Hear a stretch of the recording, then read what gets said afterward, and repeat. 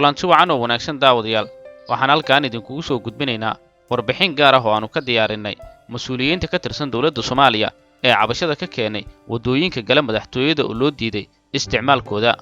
kadib weerarkii lagu qaaday hotel SYL oo u dhow madaxtooyada dawladda Soomaaliya ayaa waxaa soo baxday arrin ah in loo diiday mas'uuliyiinta dawladda Soomaaliya oo ay ugu horeeyaan xildhibaanada iyo wasiirada in ay istaafkooda la maraan wadooyinka ka agdhow madaxtooyada Soomaaliya arrintaas ayaana waxa ay keentay cabasho ay ka qabaan mas'uuliyiinta dawladda Soomaaliya ee loo diiday isticmaalka wadadaas waxaa loo ogolaaday kaliya in ay wataan darawalka gaariga u wada waxaana ilaaladooda loo sheegay in lagu reebayo halka ay markaasi joogaan arrintaas waxay ka dambeysay kadib markii 10kii bishan weerar culus lagu qaaday hotelka SYL magaalada Muqdisho waxaana weerarkaas fuliyay rag ku labisnaa dareeska ciidamada dawladda Soomaaliya kuwaas oo si lug ah ku galay hotelka waxay taasina noqotay mid kale oo dawladda Soomaaliya ku noqotay caqabad xilligaana waxay sheegeen madaxda dawladda qaarkood in ammaanka la sugayo arrintaasna ay tahay mid ammaanka lagu xaqiijinayo digniinaha ugu badan ayaa waxaa dhiibay ciidanka ilaalada madaxtooyada waxayna sheegeen in mas'uul kasta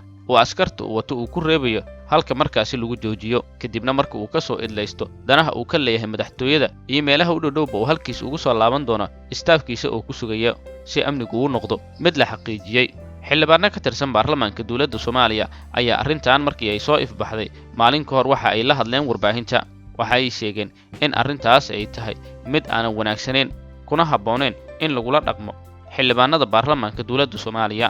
waxayna sheegeen in ay horgeyn doonaan golaha baarlamaanka arrintaas soo korortay ayna ka doodi doonaan balse waxa isweydiinta mudan ayaa ah amarkan ayaa bixiyay xildhibaano ka tirsan baarlamaanka dawladda Soomaaliya ayaa waxay sheegeen in aysan ogeyn cidda siisay amarka ilaalada madaxtooyada kaliyana ay og yihiin in lagu amray oo kaliya in ilaaladooda ay ku soo reebaan banaanka hore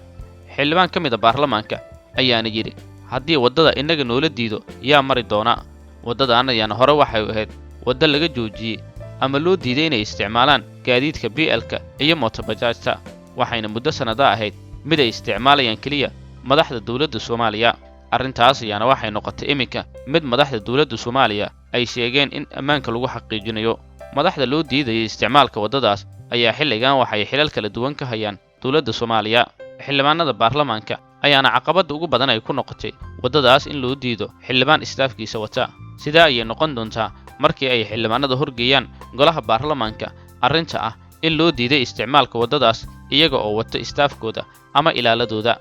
ka doodistooda kadib waxay soo kordhin kartaa arrintan dad badan ayaa rumaysan ama aaminsan in tallaabadan loogu diiday xildhibaanada iyo mas'uuliyiinta kale ee dawladda ilaaladooda iyagoo wata inay maraan wadadu in ay tahay mid ammaanka lagu adkaynayo kuwa kale ayaase aaminsan in arrintan cadaadis lagu saarayo qaar ka mid ah xildhibaanada iyo mas'uuliyiinta kale ee dawladda ka midka ah iyadoo looga gol leeyahay arrintaasi in lagu sameeyo baaritaan dheeri ah madaxdaas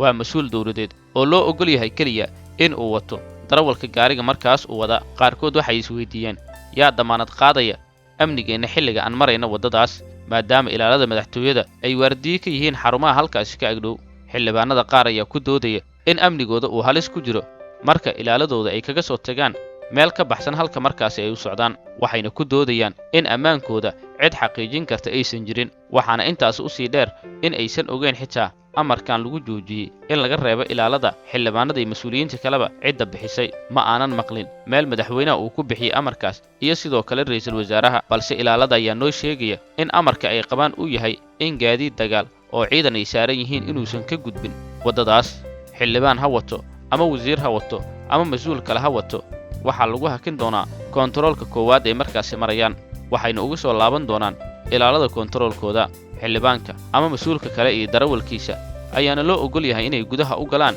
iyagoo gaarigooda wata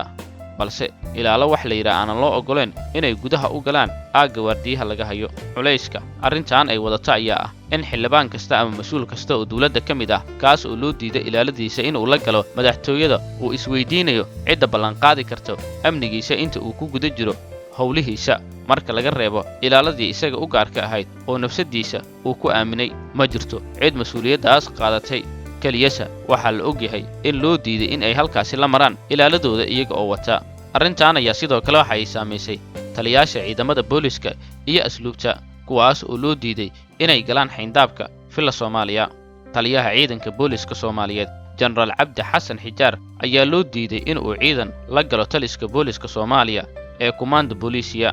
kaas oo u dhow madaxtooyada Soomaaliya sida ay xaqiijiyeen ila ku dhow taliyaha. Taliya Xijaar ayaa ciidanka ilaalada madaxtooyada ee ku sugan kontaroolka laga ilaaliyay filla Soomaaliya waxay u sheegeen inaysan amar u qabin in la sii daayo ciidan balse ay u ogol yihiin darawalkiisa oo kaliya si uu u tago taliska booliska ee Command Police balse laga reebayo ciidanka kale ee staafka u ah. Inkastoo taliyaha uu diiday arrintaas uuna sheegay in ciidankiisa uu la galayo gudaha. Warar hoose aanu helayna ayaa sheegay in taliyaha booliska Cabdi Xasan Xijaar uu falkaasi ka carooday isla markaana uu dib ugu laabtay halkii uu ka yimid ilaa haddana uusan tegin taliska Command Police oo ahayd halkii uu socday. Sidoo kale taliyaha ciidanka asluubta Soomaaliyeed jenaraal Mahad Cabdiraxmaan ayaa xoog ku maray mid ka mid ah kontaroolada madaxtooyada laga ilaaliyo. Taliyaha ayaa la sheegayaa in uu gaariga ka degay kadibna uu ciidankii la socday ku yiri soo gudba, taas oo sababtay muran socday in cabaar ah kadibna loo fasaxay in uu la gudbo ciidankiisa. Ciidanka ilaalada madaxtooyada oo xilligaasi ka cabsi qabay isku dhex mara taliyaha iyo iyaga, taas oo sababta dhimasho iyo dhaawac ayaa iska sii daayay ugu dambeyn taliyaha. Wararka ayaa sheegaya in taliska madaxtooyada ay dacwad ka gudbiyeen jenaraal Mahad iyagoo sheegay in ay ka baaqsadeen dagaal uu taliyaha diyaar u ahaa balse ay sugayaan amar kale oo arrintaasi la xiriira. Muddo gaaraysa 2 maalmood kontaroolka madaxtooyada waxaa loo diiday inay ka soo gudbaan wax ciidan ah, waxaana taagan muran iyo dood culus oo arrintaasi ka dhalatay. Wasiirada, xildhibaanada iyo taliyaasha ciidanka ayaa doonaya inay ciidankooda la gudbaan balse waxaa go'aan la qaatay kadib markii xubno ka tirsan Al-Shabaab oo xirnaa dharka ciidanka ay weerar ku qaadeen 10kii bishan hoteelka Israel oo ku dhow madaxtooyada dawladda Soomaaliya, taas oo sababtay in gudaha hoteelka oo in cabaar ah ka socday dagaal, dadna ay ku dhinteen kuwa kalena ay ku dhaawacmeen. Arrintan ayaa waxay ku sheegeen qaar ka mid ah madaxda dawladda waxay ku sheegeen inay tahay hubin amni maadaama iyagu xilligan ay yihiin kuwa ka cabsi qaba in weerar kale uu ka dhaco meel aan sidaas kaga fogeen madaxtooyada dawladda Soomaaliya. Qof walba ayaana wuxuu isweydiinayaa cidda bixisa amarkan iyo waxa uu ku saabsanaa markii la bixinayay. Ma laga fiirsado amarkan mise waa mid lagu degdegay? In badan waxay qabaan amarku inuu yahay mid lagu degdegay maadaama dhibka ugu badan laga yaabo inuu ka dhex dhaco mas'uuliyiinta dawladda Soomaaliya oo wadata ilaaladooda iyo sidoo kale ilaalada madaxtooyada oo iyagu aanan ogoleen in loo gudbo gudaha madaxtooyada ciidan kale. Waa arrin kale oo iyana laga yaabo inuu isku dhac ka dhasho xilliyada qaar maadaama mas'uuliyiinta qaarkood aysan ogoleen in ciidankooda uu ka haro.